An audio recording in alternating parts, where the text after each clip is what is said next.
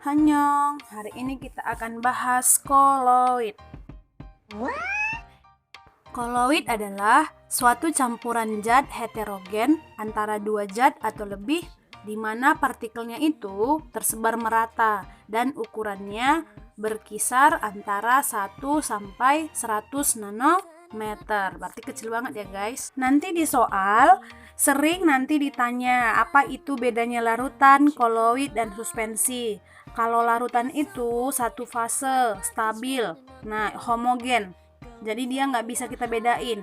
Contohnya itu larutan gula dan air. Ukurannya lebih kecil dari 1 nanometer. Kalau koloid itu dia dua fase. Terus dia itu dapat disaring tapi nggak bisa pakai saringan biasa. Harus penyaring ultra. Tampaknya dia homogen, tapi dia sebenarnya heterogen. Tadi ukurannya udah tahu ya, 1 sampai 100 nanometer. Dia itu sistem dispersinya itu padatan halus. Contohnya sabun, susu, agar-agar. Itu contoh koloid. Kalau suspensi gimana? Suspensi juga dua fase dan dia mudah mengendap. Dapat disaring. Ya, saringan biasa juga bisa. Dia itu heterogen. Ukurannya lebih besar dari 100 nanometer.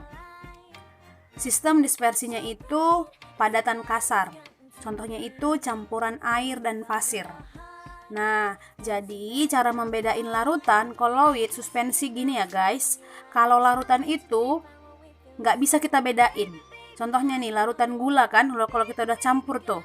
Kalau disebut larutan gula, berarti ada gula dan air. Bisa nggak kita lihat mana perbedaannya? Ini kak, gulanya lagi dalam air ini nih, tunjuk-tunjuk gini, nggak bisa kan? Itu kalau larutan. Kalau suspensi, itu langsung kelihatan. Contohnya, air dan pasir. Langsung bisa kamu lihat kan? Yang mana air, yang mana pasir. Itu kalau suspensi. Kalau koloid, itu di tengah-tengah antara larutan dan suspensi. Di tengah-tengah, kayak sabun tuh. Sabun kan? Kelihatan kan ya? Itu, tapi dia tampaknya seperti homogen, kayak nyatu semua. Kayak susu, kayak agar-agar. Itu beda larutan, koloid, dan suspensi. Oke ya guys, kita lanjut ya. Damn. Damn. Damn. Damn. God damn.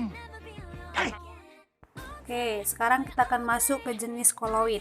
Ini juga selalu ditanya nih kalau ada soal mengenai koloid. Nanti ditanya nih, jenis koloidnya aerosol, fase terdispersinya padat, medium pendispersinya gas. Contohnya asap dan debu. Cara cepatnya gini guys, kalau untuk mengingatnya nih. Contohnya kan itu dibuat asap atau debu. Asap itu sekarang wujudnya apa? Gas kan? Yang bentuk dia siapa? Padat.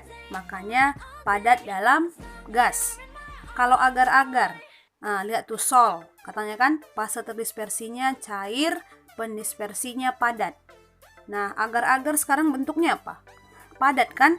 Awalnya pembentuknya cair, makanya cair dalam padat. Itu untuk agar-agar. Oke, lihat lagi tuh, sol padat, padat-padat. Kaca berwarna, pembentuk dasarnya juga padat, sekarang juga bentuknya padat. Berarti padat-padat. Susu ya kan, cair-cair. Susu itu pada dasarnya cair ya. Oke, nggak pernah ada yang susu itu awalnya padat.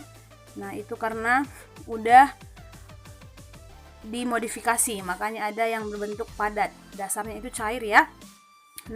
Begitu juga untuk emulsi padat, buih busa, dan busa padat. Jadi ingat aja nih wujudnya sekarang apa. Pembentuk dasarnya apa. Gitu. Itu untuk jenis koloid. Ini memang hafalan ya guys. Untuk jenis koloidnya itu hafalan, tapi untuk fase terdispersi sama medium pendispersinya itu bisa kamu bayangin aja, ya kan? Contohnya nih, batu apung. Sekarang bentuknya apa batu apung? Padat kan deh ya? Iya, batu apung itu kalau kita buat di air ringan kan? Karena pembentuk dia apa? Gas. Makanya gas dalam padat. Kalau fase terdispersi sama pendispersi itu bisa kita bayangin. Tapi untuk jenis koloidnya itu harus dihafal. Oke guys, harus Sekarang kita masuk ke sifat-sifat koloid. Yang pertama nanti ada efek Tyndall. Efek Tyndall itu adalah penghamburan berkas sinar cahaya oleh partikel koloid. Nah, ingat aja nih, kalau efek Tyndall nanti ada penghamburan cahaya. Contohnya nanti biasanya sorot lampu pada malam hari, terus pelangi. Nah, ini contoh sehari-harinya nih. Kalau nanti kamu mau coba di rumah, ya kan, nanti ada ambil gelas, kamu isi gula, satu kamu isi air santan. Nah, gula tadi ingat ya, larutan gula tadi apa? Koloid enggak ya. Nah, santan masuk koloid. Nanti kamu buat cahaya, ya kan, bisa ambil senter, ya kan. Nah, nanti kalau larutan gula, dia nggak ada menghamburkan cahaya. Kalau nanti air santan kelapa, itu nanti menghamburkan cahaya. Berarti terbukti kalau dia nanti koloid, itu nanti dia memiliki sifat efek Tyndall. Oke? Sifat yang kedua adalah gerak Brown atau gerak acak atau sering disebut gerak zigzag. Nah, berarti yang namanya zigzag berarti bergerak lurus tapi tidak menentu, ya kan? Acak, tidak beraturan. Bisa ya? Nah, biasanya itu contohnya adalah susu basi. Nah, jadi dia nanti ada partikel-partikel yang pecah tidak beraturan tuh.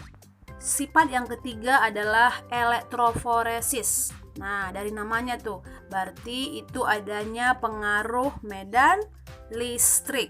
Nanti ada ion negatif, ada ion positif. Nanti contoh elektroforesis ini sering nanti kamu temuin itu nanti ada cerobong asap, terus identifikasi DNA atau sidik jari. Bisa ya? Dan sifat yang keempat adalah adsorpsi. Dari namanya tuh adsorpsi, berarti penyerapan. Penyerapan apa? Penyerapan terhadap partikel atau ion sehingga partikel koloid itu nanti bisa bermuatan. Contoh adsorpsi nanti itu sering adalah norit, obat pencahar, biar nanti diserap, ya kan? Dan sifat yang kelima adalah koagulasi. Koagulasi itu adalah penggumpalan. Nanti dia membentuk endapan. Contohnya nanti itu sering adalah penggendapan muara di sungai atau pembentukan delta. Atau di kehidupan sehari-hari itu bisa telur rebus, itu nanti dia menggumpal kan? Oke, itu kalau dia koagulasi. Dan sifat yang keenam adalah dialisis. Dialisis itu adalah pemurnian koloid dari ion-ion pengganggu atau nanti contohnya sering itu adalah cuci darah. Sekarang kita masuk ke pengelompokan koloid. Nanti pengelompokannya ada 3. Yang pertama liofil, yang kedua liofоб, yang ketiga ampifil. Nah, liofil berarti yang suka air, liofób berarti fobia air, berarti nggak suka air. Kalau amfibil suka dua-duanya. Yang terakhir kita masuk ke pembuatan koloid. Pembuatan koloid itu nanti ada 2. Yang pertama nanti kondensasi, yang kedua ada suspensi. Yang pertama dulu kita bahas ya, yang kondensasi.